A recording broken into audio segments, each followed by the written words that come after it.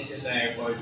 The famous for buzzword and bedword and the Tabi Way.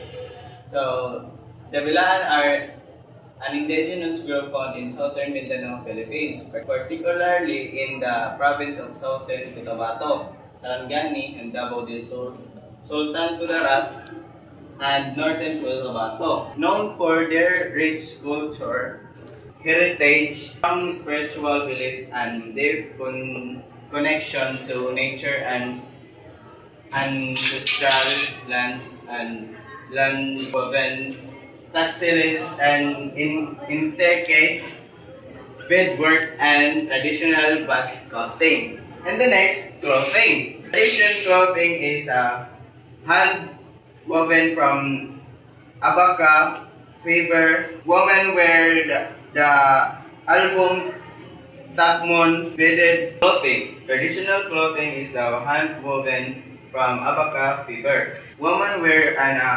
album takman bead blouse and gentlo skirt.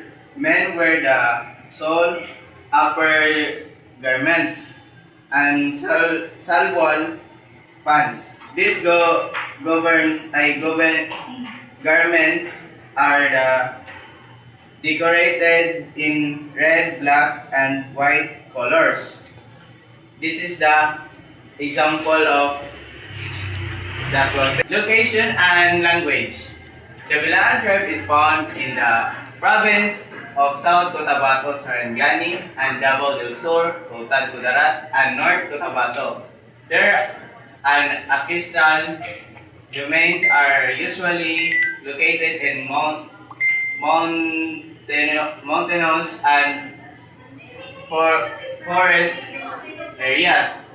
And they speak the Bilaan language, which is still widely used in daily life and rituals. So example, greetings and five flapos, good morning. Fi al toro, good noon. Fi flabe, good afternoon. Fi keo, good evening. Minagat, goodbye and take care. So the next, the Bilaan also Bilaan ug Bilaan. People and indigenous group in Southern Mindanao, Philippines. Historically divided into three primary geographical. So subgroups based on their locations. Paranodual, Sarangani in Davao, they are Proto-Malay. Inhabitants known for Sweden farming. Integrate weaving and mountaineering district culture, including the Tabi, Abaca cloth and tradition. Corona del Bilaan, Tagalagan, primarily located in the eastern South Cotabato province, particularly around the Coronadal Valley. Sarangani Bilaan, Tumano, located in coastal area. Southern Bilaan, Talagad, and primarily located in the eastern South Cotabato province, particularly around the Coronadal Valley. Sarangani Bilaan or Tumano, located in the coastal areas of Sarangani province, including the Aldabao, and Tagkogon, other subgroups, Ungon, Abel, Glan, and parts of Maasim. Tabines. And next, the Davao Bilaan are found in Davao Occidental and Davao del Sur.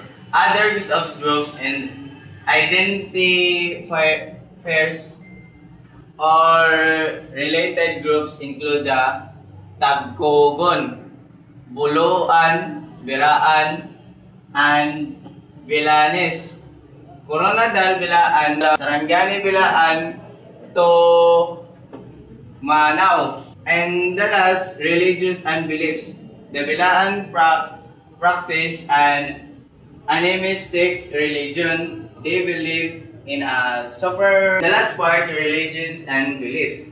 The Bilaan practice an animistic religion. They believe in a supreme creator called Enmelu, as well as many spirits or Fu. Live in the nature such as a tree, rivers, and mountains.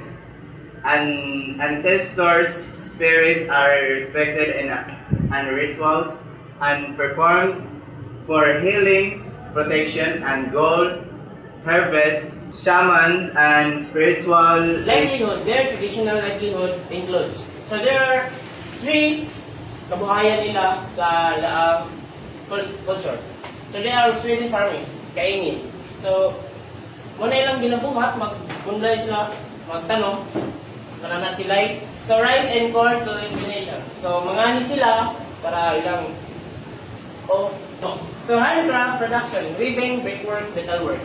So mo po na ilang kabuhayan dito, mangahi. Okay? So culture and traditional. Courtship among the Bilaan people of southern Mindanao, famously depicted in the Bled Bilaan. Dance, where dancers wear traditional, vibrant, embroidered attire to imitate mating birds. Women wear intricate brass belts and use malong clothes as swing, while men pursue them, showcasing courtship ritual through moving, music, colorful, and moving tabi fabrics. So, muni lang sa'yo.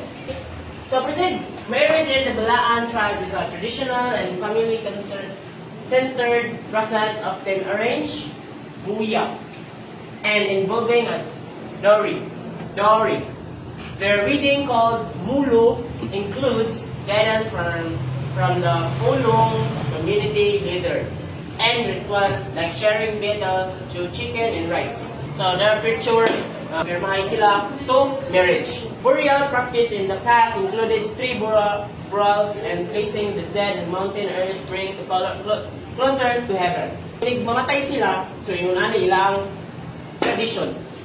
Nga ilubong sila. Bilaan are most recognized for their intricate abaka, weaving, tabi, colorful beadwork, and brass casting. Their design are often inspired by dreams and spiritual visions. Oral storytelling, traditional music, and ritual dances are important ways they pass down the story and value. There are abaka weaving tabi. Ano yung design sa abaka?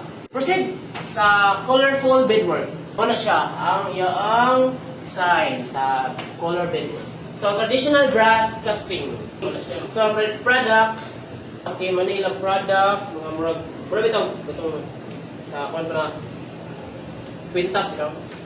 So, Bilaan sells handmade beaded earrings. Okay, mo na yung mga design di ay embrace and story to tourist. Ay hindi na yung visit nila. So, suutan nila yung mga sakto ba? So, let's proceed. Come. Swan made of beaded head dress Bilaan women used to wear during celebration or mission. So, mo na ilang suuton o na yung mga okasyon sa mga babae. So, brass anklets. These are the famous food of Bilaan and founded Sabah, banana mix with grated coconut, and banana cassava balls with coconut. Vegan meatballs made from local vegetables, and Lomlok Festival or Lomlok is an annual cultural celebration of Polomalok, South Cotabato, Philippines, with the town's founding anniversary in September, named from the Bilaan word for hunting grounds, and featuring colorful street dances. The Tinalak Festival is South Cotabato's Philippine annual week-long celebration every July, honoring the founding of the province and the rich culture of the Bicol tribe, named after the intricate Tinalak cloth woven from abaka fibers, featuring vibrant street dancing, cultural parades, competitions, and trade expos that showcase the region's diverse heritage and dream wavers. The Kapiay Festival is an annual vibrant celebration held in the municipality of the Jose Abad Santos on Just. Davao Occidental typically in February. It highlights the municipality which belie Manobo and Samil cultural heritage, community, spirit, and agricultural bounty, featuring street dancing, sayo di dalan, indigenous crafts, and coastal activities. And their musical instruments are tanambong, a wooden instrument. There's a superstition that stepping on it causes infertility. Brass gongs, important household elements in their life and source of ethnic identities, commonly referred to as kalimak in Bilan language, and are used to accompany with the dance during the marriage ceremony. The last one is Bilan guitar, Aglong. A guitar used during Texas tribal system of governance. Fulong. The fulong is the highest chosen of wisdom, bravery, fairness, and wealth, not heredity alone. Act as the judge, mediator, and protector of the community. It also consults with the elders before making major decisions. Gods and deities.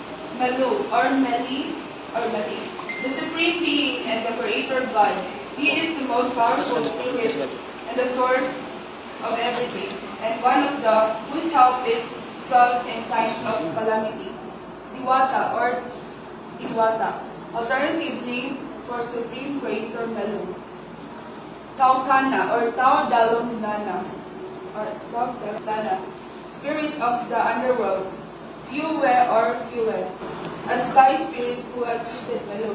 Loas Laban, most feared deity. Education. Bilaan education in the Philippines focuses in integrating indigenous knowledge system and the practices are LTSP with formal education through resources and dangerous route to initiative like mother tongue based multilingual education or MTP and MLE and alternative learning system or ALS. Efforts include using plano, storytelling for cultural preservation and addressing the challenges like limited schools. Known graduates, Lady Faith Jolie and Lady Faith, and a nursing degree from the University of the Philippines, Manila. A School of Health Science and currently a medical student in the Palo, Leyte. And the next is Angelo Yesi, graduate from St.